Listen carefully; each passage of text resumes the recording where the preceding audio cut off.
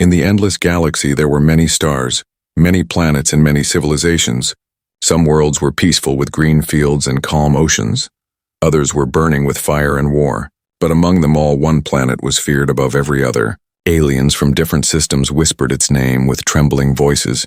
They said it was a cursed world, a place where even the bravest warriors never returned. They called it a graveyard of explorers. The planet was not beautiful. Its skies were black with storm clouds. Lightning danced like angry spirits across the heavens. The ground itself cracked and spat fire as if the world hated life. Rivers of poison ran across valleys, and giant beasts roamed with eyes that glowed like flames. Every race in the galaxy knew of it. The tall reptilian Corlins, the insect-like Thrin, the wise long-lived Seraliths, all of them kept away. No trade routes passed near it. No colonies were ever built there. For to them the world was not a home, it was death itself. Stories spread in the great space hubs.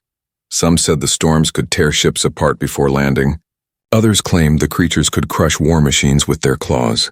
There were even rumors that the air itself could choke lungs in seconds. Whether alien or machine, nothing survived long. For centuries, no one dared to touch it. No one wanted to test the truth of the stories. The galaxy had agreed on one thing. This planet must be left alone, untouched and forgotten. But still, there was always a strange pull. Explorers and scholars spoke in secret. They asked questions. Why was the world so deadly? Was it natural or was it made this way? Who or what could shape a planet into such a nightmare? And why legends rose?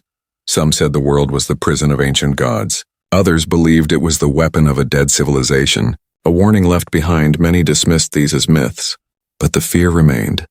Then came a night when the galaxy changed. It began with a broken signal. A damaged ship drifting toward the cursed planet. At first the alien watchers thought it was an accident. Another poor fool caught in the gravity of death. From orbit, scanners picked up strange readings. The storms raged harder as if the planet itself knew something was coming. The beasts howled and moved as if they were preparing for battle. The entire world seemed alive, angry, waiting. Alien councils gathered in hidden chambers. They argued in fear. "We must warn them," one shouted. "No, let them perish, we cannot interfere," said another. Their voices cracked with the weight of dread, for no one wished to see what would happen when another life form set foot on the planet. The drifting ship burned through the atmosphere. Fire surrounded it. The storms roared, lightning struck across the skies. It looked certain that the vessel would shatter into pieces and rain down as ashes. Yet somehow it cut through and landed, smoke and flame trailing behind. The alien watchers gasped, their eyes wide, their claws and tendrils shaking. "Who could survive this?" they whispered. "What kind of being has no fear of the galaxy's deadliest world?" When the smoke cleared, a figure stepped out, not a Corlin with armored scales, not a Thrin with chitinous claws, not a Seralith with wisdom and psychic power. No, it was something far stranger. It was a human. The galaxy knew of humans, a young race, fragile compared to the others. They were not the strongest, not the tallest, not the most advanced, yet they were known for one strange thing. They did not fear the impossible. The human stood calmly, breathing the toxic air. The scanners read danger. The wind screamed. The ground shook, yet he did not tremble. Instead, he looked around with quiet eyes, as if he had been here before, as if the deadliest world was nothing more than a challenge waiting to be faced. Aliens watching from orbit were frozen in disbelief. Some cursed in their own languages. Others tried to explain it away. "He will die in minutes. No one can survive," they said. But deep inside, a new fear began to grow, because the galaxy had always feared the planet. But now the planet was not the only thing to fear. The real terror might be the human who dared to walk upon it without fear. And so the story of the deadliest world truly began. Not with the storms, not with the beasts, but with one fragile figure stepping into the land of death and refusing to bow. The storm clouds rolled across the black sky. The ground cracked with fire. The winds screamed like voices of the dead, and yet the human walked forward step by step. Aliens from their ships high above watched in silence. They had expected him to fall within seconds. They had expected him to choke on the poisoned air or be torn apart by beasts. But instead he stood strong. His chest rose and fell. His boots pressed into the burning soil. His eyes calm like the ocean before a storm. No one in the galaxy understood why. To every alien race, this world was a nightmare. But to him, it was simply another place. Another challenge, he carried no great weapons. No glowing armor, no shield of energy. Only a simple pack on his back and tools that seemed useless against the horrors around him. Yet his face showed no fear. From orbit, the Corlin commander growled in disbelief. How can he breathe that air? His scaled hands tightening on the control panel. Beside him, the insectoid Thrin leader hissed, He cannot last. His body will break soon. It must break. But the human kept walking. As he moved across the wasteland, the planet itself seemed to react. Storms grew thicker. Lightning fell closer, as if the world was testing him, as if it wanted to know what this fragile being was made of. The ground shook and split. A river of burning liquid spilled in his path, glowing red like the blood of the earth. The human paused, looked around, and instead of turning back, he searched. He found fallen stones, broken metal from his ship, and built a bridge with his own hands. Step by step he crossed the fire, and the watchers gasped. For every other explorer had tried to fight the planet with machines and failed. But the human adapted. He studied. He changed. He refused to give up. Hours passed. The poisoned winds cut across his skin. His suit tore, yet he pressed on, when giant flying beasts circled above, their wings darkening the sky. He did not fire at them. He waited. He watched their movements, then moved carefully under cover, passing unseen. The Seralith scholar in orbit whispered to himself, He is not fighting the world. He is learning from it. And others around him began to understand. The human was not here to destroy. He was here to endure, to discover. Finally, the human reached a vast plain. It stretched like a sea of stone, cracked and broken. In the center lay ruins, towers half buried in ash, strange symbols glowing faintly on their walls. The aliens watching leaned closer to their screens, for no one had ever reached this far. No explorer, no warrior, no scientist had survived long enough to see what lay in the planet's heart. The human stepped into the ruins, brushing ash from carvings. He touched the walls with his hands. His eyes narrowed as if he could feel the history inside the stone. Suddenly the ground roared.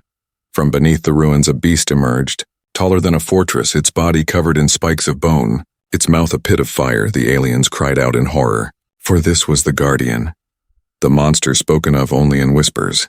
The beast's roar shook the air. Storms twisted around it, lightning struck its horns. It was the living symbol of the planet's rage. The human did not run, he stood still, his eyes fixed on the creature. He reached into his pack and pulled out nothing more than a simple flare, a stick of burning light. The aliens laughed in fear and madness. A flare. Against that, but then they fell silent. The human lit the flare. Its red glow burned bright against the darkness. He waved it slowly, not as a weapon, but as a signal. The beast paused, its eyes of fire blinked. It lowered its head, sniffing the smoke, and for one long moment the two stood facing each other. Then the beast turned, stomping away, disappearing back into the earth. The storms above eased slightly, and silence returned. The galaxy's watchers could not believe it. The human had survived where armies had fallen. He had walked into the planet's jaws and came out alive. Whispers spread through the fleets above. Is he chosen? Is he cursed? Or is he simply mad? No one had the answer. But one truth was clear. The Deadliest world had not killed him. Instead, it seemed to accept him. And as he stood in the ruins, staring at the glowing symbols, he spoke for the first time, his voice quiet but carried across the comms. This place is not trying to kill me. It is trying to speak. The aliens trembled, for if that was true, then the galaxy had feared the planet for the wrong reason, and the only one who could understand its voice was the human who did not fear it. The story was no longer about survival, it was about discovery. And the galaxy knew that whatever the human found here would change everything. The human stood inside the ruins, the red flare still glowing weakly in his hand. The symbols on the walls flickered with strange light, and the silence of the world pressed down heavy like a weight. But silence on this planet never lasted long. The ground trembled. A low rumble rolled through the stones. Dust fell from the ruins. The sky above darkened even more. Storms gathered as if the world itself was angry, as if it had allowed too much. The alien fleets in orbit watched with dread, their screens shaking as seismic waves spread across the planet. The Seralith scholar whispered, "The world has noticed him. Now it will fight back," and the world did fight back. A sudden blast of wind howled through the ruins, so strong it threw broken stone into the air like knives. The human raised his arm, shielding his face. He stumbled but did not fall. The flare went out, leaving only darkness and the faint glow of symbols. The walls cracked, splitting open. releasing clouds of poisonous gas that hissed like snakes. The air grew heavy, burning the skin, choking the lungs, yet the human did not retreat. He tore cloth from his pack, wrapped it around his mouth, and kept moving deeper into the ruins above. The Cortland commander slammed his fist against the console. He cannot continue. The planet itself is trying to kill him. No flesh can resist this, but still the human walked, slow but steady. The ground suddenly split, a chasm opening beneath him. Jagged edges glowing with fire from deep inside, the alien watchers screamed. Certain he would fall, but the human leapt, his boots landing on the far side, his hand catching the edge of a stone pillar. Pulling himself up, his body scraped and bleeding. But alive, then came the beasts. From the shadows of the ruins, creatures emerged, twisted forms with too many eyes, too many teeth, their bodies shaped by the fury of the planet itself. They circled the human, hissing and growling, their claws scratching the stone. Sparks flying. The Thren leader hissed in horror. Those are the hunters, no one has seen them and lived. His antennae curled tight in fear. The beasts attacked, moving with speed like lightning, claws slashing, jaws snapping, but the human did not panic. He ducked under the first strike, rolled between two of them, and grabbed a broken spear of metal from the ground. With swift movements he struck, not to kill but to hold them back, to survive one moment longer. The fight raged. The beasts screamed, their blood sizzling when it touched the poisoned ground. Yet the human never stopped. Every move was desperate but clever. He used stone walls as cover. He used fallen debris as weapons. He turned the world's own dangers against its children. One beast lunged, its jaws wide, but the human shoved the glowing spear into its mouth. Twisting until it fell, another struck from behind, claws tearing across his arm. But he spun and smashed its head with a rock, his body bruised, his blood spilling. But his eyes never lost their fire. In orbit, the watchers were silent now, no laughter, no doubt, only fear, because they realized the truth. The planet had killed thousands before. It had crushed armies, burned machines, poisoned explorers. But this one human fought on. The storm screamed louder, the ruins shook, and then a final defense came. From the heart of the plain, a massive quake tore the land open. The ruins split apart, and a tower of black stone rose from the earth, higher and higher, lightning striking its surface, the air buzzing with power. The human staggered back, staring at it. The glowing symbols across the ruins flared like fire, as if the planet itself was alive, sending a warning. And then the tower spoke, not with words but with sound, a deep rumble that shook bone and soul, a sound that seemed to say, "Leave now or be destroyed." The human stood there, bloodied, exhausted, surrounded by storms and death, and yet he did not step back. He clenched his fists, his voice rising above the thunder. "I am not leaving." The world roared in fury, storms twisting into tornadoes, beasts howling from every crack and cave, the ground splitting further, rivers of poison spilling, fire bursting from beneath, everything unleashed at once. The alien fleets above panicked, their leaders shouting, "Pull back, the planet will tear itself apart." But no one looked away from the human. Standing small against the fury of a world, he planted his feet, steadied his breath, and raised his hand against the storm. His eyes locked on the black tower, as if daring the planet itself, as if telling it, "I am still here." And in that moment something strange happened. The storms paused, the beasts froze. The ground trembled but did not break, as if the world itself was confused, as if it had met something it did not understand.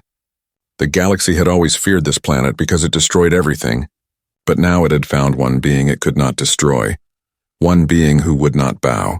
The human stood in silence, and for the first time, the deadliest world seemed uncertain. And in that silence, deep inside the black tower, something answered him, a pulse of light, faint but steady, like a heartbeat waiting to be found. The planet had fought with all its power, but the battle was not over. It had only begun. The storm above the ruins had grown quiet. The beasts had vanished into the cracks of the earth, and the ground no longer shook, only the black tower remained, tall and cold, humming with power, its surface covered with glowing symbols that seemed older than time. The human stood before it, his body scarred, his clothes torn, his blood marking the stones, yet his eyes burned with steady fire. He had faced storms, fire, and monsters. But now he stood at the threshold of something far greater. The tower pulsed again, a wave of energy rolling outward like the beat of a heart. The ruins around him glowed brighter, as if the entire world was alive, watching, waiting. From orbit, the alien fleet scanned desperately, their machines buzzing with warnings. their commanders arguing in fear. "It is a prison," shouted the Corlan leader, his voice shaking. "It must be sealed forever. No one can open it." "No, look closer," whispered the Seralith scholar, his long eyes fixed on the patterns. "This is not a prison, this is a message, a record left behind." But the Thryn general hissed with rage. "It does not matter what it is, the human must not reach it. If he does, the balance of the galaxy will break." None of them dared to descend. None of them dared to set foot where the human now walked. The human placed his hand on the black stone. It was colder than ice, colder than death, but it did not burn him. Instead, the symbols beneath his fingers shifted, glowing brighter, forming new shapes. As if they were responding to his touch, he stepped back, watching in silence. And the wall of the tower cracked open, not with violence, but with purpose.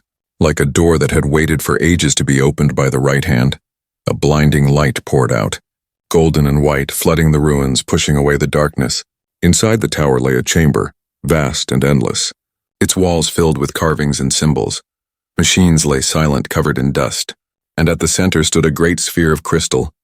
Pulsing with light, the human walked inside, each step echoing in the empty chamber, his breath steady, his eyes searching.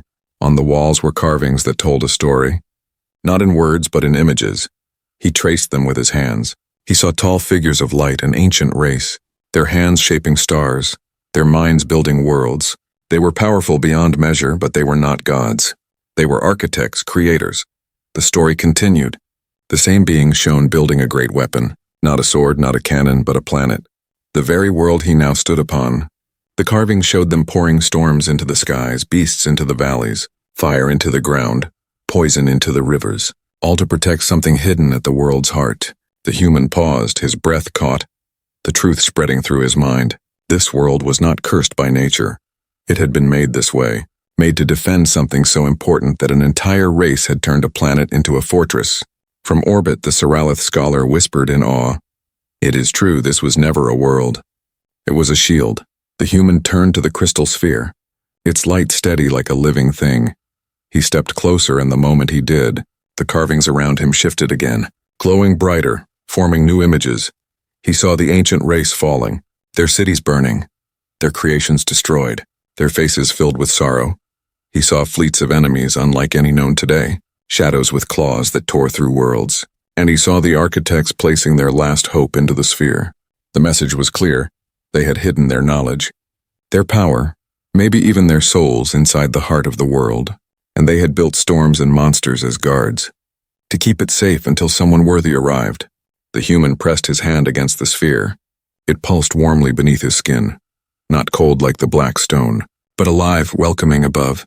The alien commanders panicked. "Stop him! Stop him now!" cried the Corlan, but none dared to land, their fear of the world too strong, their ships shaking from its energy. The Thryn general slammed his claws. "He will awaken something we cannot control. The galaxy will burn." But the Seralith scholar said softly, "Or he will awaken something we need, something that can save us." The human's mind filled with visions. Flashes of stars, wars long past, weapons of light, voices speaking in a language older than galaxies. But he understood the meaning, not with words but with instinct. The sphere was offering him a choice: accept its burden and carry the legacy of the lost race, or turn away and let it sleep forever. He did not step back, he did not hesitate. His voice echoed in the chamber, steady and clear. "I will carry it." The sphere glowed brighter, filling the chamber with light. The ruins outside lit up. The storms above broke apart. The beasts howled but did not approach. The planet itself seemed to bow for a moment, as if recognizing its new master. And in orbit, the alien fleets watched in silence, their fear now mixed with awe, for the galaxy's deadliest world had revealed its hidden truth, and it had chosen a human. But with that truth came danger. For now every race in the galaxy would fight to control what the human had found. The deadliest world had kept its secret for eons. But now that secret was free, and the galaxy would never be the same again. The moment the crystal sphere lit up, the galaxy changed. The black skies of the deadly planet cracked with light. The storms broke apart, the winds calmed, and the beasts retreated into the shadows, as if the world itself had bowed to the human who touched its heart. In orbit, the alien fleets trembled. Their sensors screamed with warnings. Their leaders stared in disbelief, and silence filled their ships, then chaos followed. "He has taken control," shouted the Corlan commander, his scaled face twisting in rage. The deadliest world has answered him if he keeps this power. No one can challenge him. The Thryn general slammed his claws against the table. This is a threat to the balance of the galaxy. This human must be stopped before he awakens more. But the Seralith scholar, calm and ancient, whispered softly, "No, this is not conquest, this is destiny, do you not see? The world chose him," the fleets argued, each race speaking over the other. Some demanded war, some demanded study, some demanded silence, for all of them feared what this meant. For thousands of years, the deadliest world had been untouchable, a symbol of fear, and now a single human had broken the curse. While the galaxy fought with words, the human walked deeper into the chamber of the tower, the crystal sphere glowing in his hands, the carvings on the walls shifting around him, telling him more, guiding him. He did not hear the alien voices above. He only heard the pulse of the world. Steady and alive outside the ruins, strange changes began. The poisoned rivers cleared for a moment, glowing with blue light instead of green death. The storms in the distance softened, the air grew lighter, and for the first time the planet seemed less like a graveyard and more like a living guardian. This frightened the aliens even more. "What if he heals the planet?" one of the Corlan officers said with a shiver. "What if the world becomes his fortress?" The Thryn general hissed louder. "We cannot wait. We must strike now before it is too late." But the Seralith scholar raised a long hand. "Strike if you wish, but remember, if the world has truly accepted him, then your weapons will turn against you." The fleets hesitated, their ships drifting like vultures in the sky. None dared to descend, none dared to attack. Their fear chained their courage, yet across the galaxy news spread fast. Whispers traveled faster than light. In trading hubs and hidden bases, in palaces and war councils, every leader heard the same story. A human walks the deadliest world, and the world itself bows to him. Panic grew, hope grew, ambition grew. Some saw him as a savior, others as a weapon, and many as a threat that must be erased back inside the ruins. The human touched more of the carvings, and visions filled his mind. He saw the architects again, the ancient race who had built this world. He saw them falling to enemies of shadow, and he understood their warning. The power inside the sphere was not just for destruction, it was also for protection. It was the memory of a race that refused to let its light die, a gift waiting for someone strong enough to carry it. The human clenched his fists, his voice low but firm. "I will not use it to rule. I will use it to guard." But above, the alien leaders did not believe. They only saw danger. The Thryn general opened a channel, his voice sharp as blades. "Human, step away from the tower, leave the planet at once, or we will unleash fire upon you." The Corlan commander added with a growl, "You cannot stand against the fleets of the galaxy. Surrender now." The human raised his eyes toward the sky. Though he could not see their ships, he knew they were there, watching, trembling, and his voice rose steady and calm. "If you fear me, then you do not understand. It is not me you should fear. It is the enemy that made this world necessary." The aliens froze at his words, for they all remembered the old legends, the stories of a shadow enemy dismissed as myths. But now the human spoke as if it were real. The Seralith scholar closed his eyes, his voice soft. "He speaks the truth. The architects did not build this world without reason. Perhaps the enemy still waits, perhaps it will return." This only deepened the divide. Some aliens argued to join him. Others screamed to destroy him. Fleets sent secret messages back to their homeworlds, calling for armies, calling for spies, calling for assassins, and on the planet's surface, the human continued his path, climbing higher into the black tower, holding the glowing sphere, guided by the light, each step echoing like a drumbeat across history. At the top he reached a window, broken and ancient, and for the first time he looked out across the whole land. He saw the storm stretching for miles, the rivers of poison winding like snakes, the mountains spitting fire, and he whispered to himself, "This is not the end of the story, this is only the beginning." The planet answered with a low hum, the light of the sphere pulsing in his hands, and above the fleets watched, torn between fear and wonder. The galaxy's deadliest world had revealed its secret, and the human had claimed it. Now the galaxy itself had to choose. Would they destroy him, follow him, or try to steal what he had found? The alien response was not unity, it was chaos. And in that chaos the seeds of war began to grow. The black tower hummed like a living heart, its walls glowing with patterns of light that shifted each time the human moved. The crystal sphere in his hands pulsed steadily, guiding him forward. He climbed deeper into the tower's hidden chambers, each step echoing, each hallway older than memory. Machines long dead stood like statues, their surfaces covered in dust, their edges sharp and strange. The human paused at one great door, taller than a warship, sealed by layers of black stone, its surface covered in carvings of battle, of stars burning, of shadow creatures tearing apart worlds. The crystal sphere glowed brighter, and the door began to crack open. Light poured out like a flood, and the chamber beyond revealed itself. From orbit, the alien fleets gasped, their scanners flaring, their voices rising in panic. The core has been opened. No one has done this before. No one, the Corlin commander shouted. His scales rattling, the Thryn general hissed in fury. He will unleash doom upon us all. But the Seralith scholar whispered in awe. No, he will reveal the truth. Inside the chamber lay the heart of the planet. A vast machine stretched across the walls, its size greater than any city. Its pieces fused into the stone itself. Glowing veins of light ran through the floors like rivers, and at the very center floated a second sphere. Much larger, its glow deep and powerful. The human walked closer, his breath steady though his body trembled with exhaustion. He reached out his hand, and the sphere opened like an eye. Visions filled his mind. He saw the galaxy as it had been long ago, filled with light, filled with countless civilizations, the architects standing tall among them, their wisdom vast, their creations shining. Then he saw the shadows, creatures of endless hunger, not flesh, not machine, but something worse. Their bodies like black smoke, their claws sharp enough to tear space itself. They swept through worlds, devouring everything. The architects fought, their fleets burning, their weapons blazing, but nothing stopped the shadows. One world after another fell, until the architects turned to their final plan. They built the planet itself as a weapon, a living fortress, a trap for the shadows. They poured storms into its skies, beasts into its lands, poisons into its rivers. They created a world that hated life so the shadows could never thrive upon it. And at its heart they placed their greatest secret, a core of light holding knowledge, power, and the last hope of their race. They sealed it away, waiting for someone to find it, waiting for someone who could carry their legacy. The human staggered, his mind burning from the vision. But he did not fall.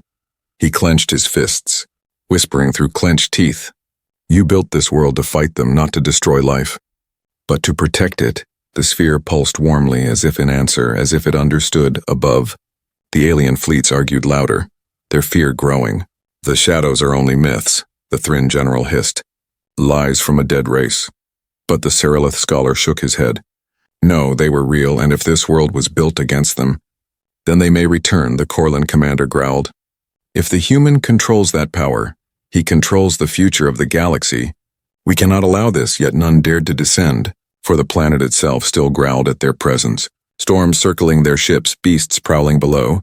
The human placed the smaller crystal sphere into the larger one, and the chamber roared with light. The walls blazed with symbols. The machines that had slept for ages stirred, their engines humming like thunder. The planet shook, but not with fury, with awakening. The poisoned rivers outside glowed blue again. The storms thinned and mountains cracked open, revealing more towers rising from the earth, all pulsing with light, as if the entire world had woken from a long sleep. The human fell to his knees, the visions still burning in his mind, but he forced himself to stand, his voice echoing in the chamber. "You built this world as a shield, and now I will carry your burden." The sphere answered with a final vision, not of the past, but of the future. He saw fleets of alien ships across the stars, some bowing in unity, others firing in rage. He saw shadows stirring once more in the dark edges of the galaxy. He saw himself standing between them, small yet unbroken, the last choice of the architects. The light faded, the chamber grew quiet, but the core continued to hum, alive once more. In orbit, the aliens trembled, some with fear, some with awe, and whispers spread across their fleets. "The planet has awakened. The fortress is alive again," the Thryn general hissed. "Then we must destroy him before he uses it against us." The Corlin commander agreed. "Prepare the fleets, ready the weapons." But the Seralith scholar raised his voice, calm and sharp. "If you strike now, the world will turn its fury upon you. Do not forget who controls it now." And all of them fell into silence, for they knew the truth. The galaxy's deadliest world was no longer their enemy. It was the humans' ally. The revelation was clear. The planet was not a curse. It was a fortress built to fight an ancient darkness, and the human was now its keeper. But with that truth came a greater danger, for the galaxy itself was not united, and many would rather destroy him than face what was coming. The human looked out from the broken window of the tower, the glowing lands stretching before him, his voice quiet but unshaken. They fear me, but soon they will fear what is coming more. The deadliest world had revealed its hidden truth, but the real war had yet to begin. The human stood at the highest point of the black tower, the crystal core glowing in his hands, the world beneath him alive with storms of light, not storms of death, the poisoned rivers shining blue, not green, the beasts silent, watching, not attacking.